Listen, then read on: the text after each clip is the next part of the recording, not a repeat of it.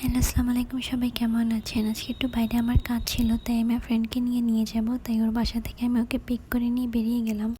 আমার কিছু বই কেনা ছিল আর আজকে আমাদের একটু রামেন প্ল্যানও ছিল, তাই আমরা মার্কেটে যাবো আগে রামেন কিনতে। কিন্তু এখানে কোনো অটো পাচ্ছিলাম না, আর যা পাচ্ছিলাম তারা যাবে না ওইদিকে।